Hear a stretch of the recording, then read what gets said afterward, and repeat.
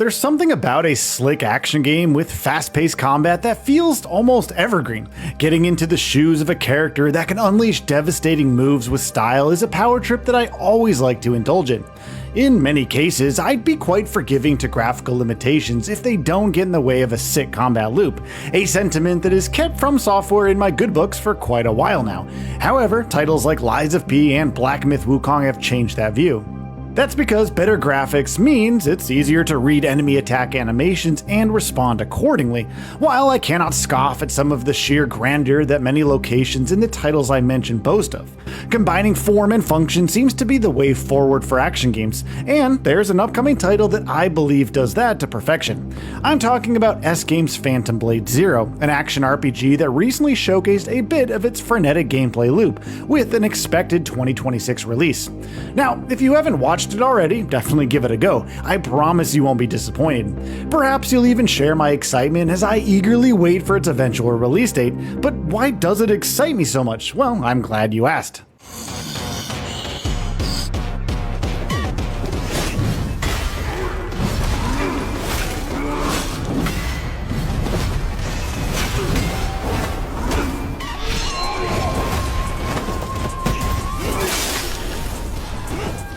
Bringing Kung Fu to life. Phantom Blade Zero joins a list of visually resplendent titles that moved from Unreal Engine 4 to Unreal Engine 5 in the early stages of their development. Both Wukong and Wu Chang have already proven that S-Game made the right call on that front, with their environments and combat systems largely benefiting from the upgrade. Bosses and enemies looked so much better, while the ebb and flow of their combat loops felt that much more immersive because of it. I couldn't help but marvel at how sparks flew off my dual blades every time I clashed them with an enemy's weapons in Wu Chang, feeling like a true master of my weapons in ways that few other titles could replicate. Watching Soul take on hordes of enemies in the gameplay demo gave me that same feeling and more, considering how S-Game seems to focus less on the grandeur of its world and more on the actual combat loop. Souls brings an arsenal of moves and weapons to the table, a fitting skill set for a master assassin. Every leap, thrust, stab, and parry felt impactful, and the entire experience overall seemed so well polished that I honestly simply cannot wait to get my hands on a full copy of the game. While I remain wary of post-release issues, especially after Lindsay's own misadventures on PC, it's not unreasonable to speculate that S-Game and Soulframe Liang have been watching closely and will be sure to avoid any potential pitfalls. Familiar chords, new tunes. Another area where the showcase caught my attention was the manner in which S-Game has subtly integrated mechanics from other titles that have seemingly served as its inspirations. It was quite thrilling to see many years of playing video games play out in such interesting ways, as S-Game tore through enemy ranks in an effort to get to the training camp that was the focus of their demo. Now, for starters, the wall running mechanic in Phantom Blade Zero just add a cool new way to traverse its beautiful world. Running across walls is also an effective way to close the distance to your targets in the game, and can be a very useful addition when you're trying to get to those pesky ranged enemies who fire away from the higher ground in other titles. Used strategically, I'm fairly certain at least that wall running is going to be quite the game changer for many talented players. And then there was stealth and eavesdropping, a mechanic that took me right back to Sekiro Shadows Die Twice back in 2020, when I was quarantined at home with nothing to do but take on boss after boss every single evening. I saw Soul perform his own version of a Mikiri counter on more than one occasion as well. However, he doesn't just step down on his enemy's weapons, but rather takes it from them to actually turn the tables, all in the heat of battle. It's a move that I just can't wait to pull off for the very first time, and then keep doing anything and anytime I see a red flash that signals it's time to turn my enemy's blades back against them. Although I didn't spot Souls teleporting behind his enemies, I'm sure that the Ghost Step is going to be as cool as this new method of countering what other games would simply just call unblockable attacks that have to be dodged. Now, I could go on and on about all the ways in which Phantom Blade Zero reminds me of nifty additions from some of my favorite games over the years, but I think you might get the point here. It's time to get to the real meat of why it's my most anticipated 2026 release. Fast, furious, fashionable, and fun fighting.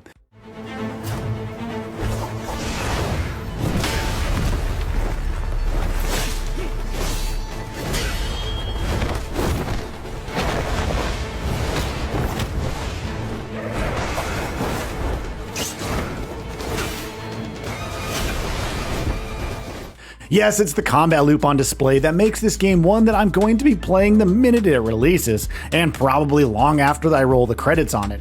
While S-Game was careful to blaze through equipment menus and the like in order to not give too much away, it's pretty darn clear that Phantom Blade Zero is a game that puts its combat front and center. Soulframe Liang's desire to birth the wuxia genre of action games might just come to fruition if the rest of the game is anything like what I saw in the demo.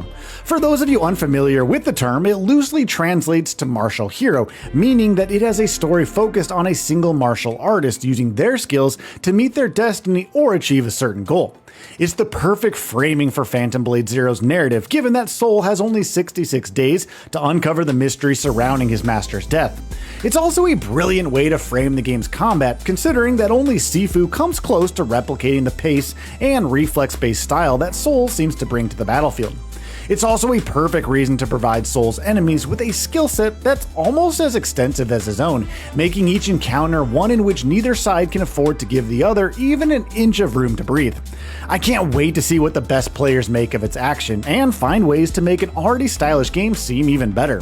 And don't get me started on the game's bosses. The final boss that S-Game showcased in its demo had me wondering how I was going to keep an eye on 7 different enemies at once. To give you some sort of a bit of context here, the Black Rabbit Brotherhood from Lies of P fills me with dread, even though I'm honestly quite good at it. I absolutely hate multi-enemy boss fights, but that's also the reason why I love taking them on. Yeah, the challenge. While S-Game has assured its players that difficulty options are going to make the game as accessible as possible to the vast majority of them, I'm simply going to switch it to the hardest difficulty and get floored by its enemies until I earn the right to wield Soul's arsenal of skills in all of their glory. And that's not even to mention that hardcore mode that the developer has stated will be available after the first playthrough. That's a unique way of perfecting New Game Plus, and is one that I'm almost certain will be a challenge no matter how powerful you get the first time around. Phantom Blade Zero brings chills and thrills in equal measures, and looks capable of sustaining the action long after you roll the credits on its story. A long wait ahead. While I'm definitely enthusiastic about Phantom Blade Zero after seeing what it's capable of, I would be remiss to not temper my enthusiasm with a bit of caution.